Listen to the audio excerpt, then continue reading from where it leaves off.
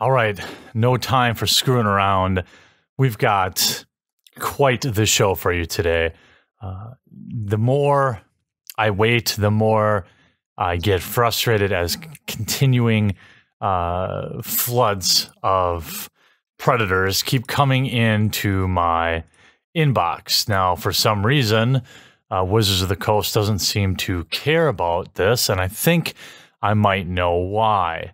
So let's take a look at just a little bit of what's going on with Magic right now. Actually, really, I mean, let's take a look at just a couple of things now.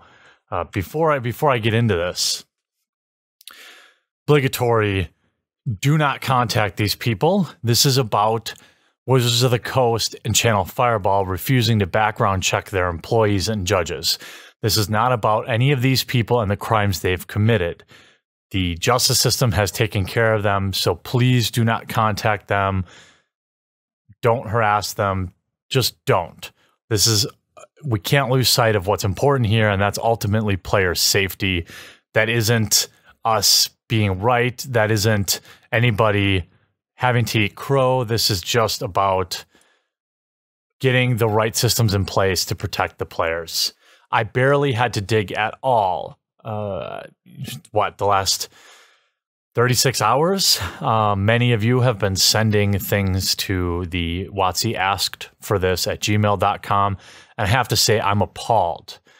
We start with Ross Prajzner, convicted of dissemination of photos, videotapes, computer depictions, and films of child pornography, as well as possession of child pornography.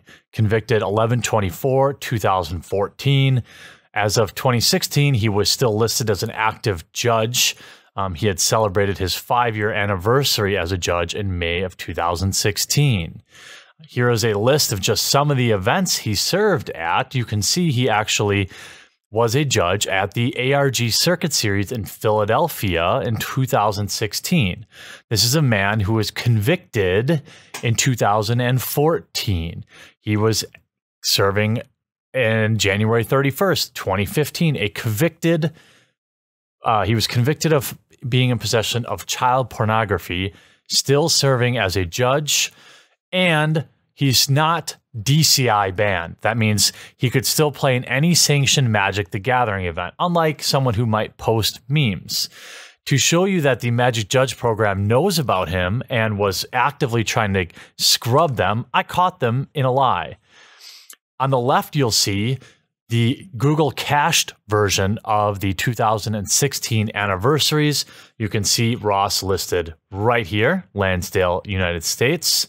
And in the updated version, oops, he's gone. Now, they didn't make any kind of statement about removing him or banning him or anything. They just quietly removed him. Too bad. So sad, Magic Judge. You people are disgusting. Whoever's in charge of this is gross. How could you scrub this man and act like you never... I mean, this guy is judging 2015, 2014, 2016. He was convicted in 2014. They don't care. I mean, I don't have kids, but I don't want my kids even in the same room with somebody who jerks off to that kind of stuff. It's disgusting. Sam Strauss. We can see him featured here as a level 3 Magic the Gathering judge, featured in a Gathering Magic video. Oops. He pled guilty to using electronic means for child sex crime of porn and taking indecent liberties with a child. He has since been scrubbed from the judge website. However, he does not appear on the DCI ban list, meaning he could still participate in any organized play he wishes. This is a man that, as far as I understand the criminal case, was caught up in a To Catch a Predator-like sting, which is fitting. Because, as I've always said, these predators look for positions of power. There's a shocking number of the people in this list that were school teachers, high-level judges. These aren't level 1 judges that are getting caught. They're level 3. That's the top of the mountain right now. And Channel Fireball and the judge program continues to refuse to even background check their people. And I'm going to show you why in a little bit. Jason Long. As far as I know, I was told he was a judge, but I couldn't find anything about it. That's neither here nor there. The point of this video is to show you that with just a tiny bit of digging, there are predators amongst us, amongst our children in the Magic the Gathering community, and Hasbro, Wizards of the Coast, Channel Fireball, Star City Games, the Magic Judge Association would rather worry about people posting memes, apparently, than protecting the player's safety. In 2000, so he's a local game store owner, appeared to be WPN certified by my investigation. Looked like he held sanctioned Magic events, and he was allowed to return to his store even after being convicted. He was charged with sexually abusing a teenage boy, paying $100 to engage in a sexual act. And in fact, it actually wasn't the felony charge against him that made him lose the store. No, it was the fact that he was $24,000 in debt to the property managers. A little more about this winner. In 2005, he was arrested and charged with criminal sexual abuse in Cook County for performing a sex act on a 14-year-old. According to court records, Long was 19 at the time and was convicted. He last registered as a sex offender in Cook County in 2015. However, in February 2016, he opened a game store, which he hosted weekly gatherings where visitors could play card and tabletop games. So this is a registered sex offender selling Magic cards and other tabletop games. Nobody cared. I could do this all day. David Park, Level 3 Magic the Gathering judge, sentenced to 3 years in prison in December 2015. He was a teacher who molested 2 of his students. He does not appear on the DCI ban list, and you can see as up until February 2015, he was regularly judging events. Worked with MTG Deals. He was a judge on the Pro Tour. Nobody cares, right? This man was not publicly admonished. He was not banned. Nothing. Quietly, he still exists on the website, although they are beginning to scrub as I continue to point these people out. But I am so far ahead of them. I have more people I haven't even put out there yet because I'm making sure to check my list and be very certain. Now, this next person is a little. I was unsure about putting this person on there, but the point of the matter is this person is technically a convicted of a sex act. And he now works for Star City Games. He's a former teacher, imagine my shock, convicted of sex with a student, 6 counts, felony counts of sex with a student. He is the in-store programs manager at Star City Games, as far as I can tell. Now, the reason this one's a little dicier, is because the student was 17, but that really, you can't make any excuses for that. This is a person in a position of power who took advantage of that power to have sex with an underage student. It's absurd. It's disgusting. And I don't know if this person's a judge, but again, he works for one of the largest Magic the Gathering outlets in the country. And again, they clearly must not have any background checks, or if they do, they didn't care. I wouldn't hire somebody who did this, but I guess that's up to them. Now let's get to the top and why maybe some of these people, maybe this is why Magic the Gathering doesn't want to do background checks and the judge program.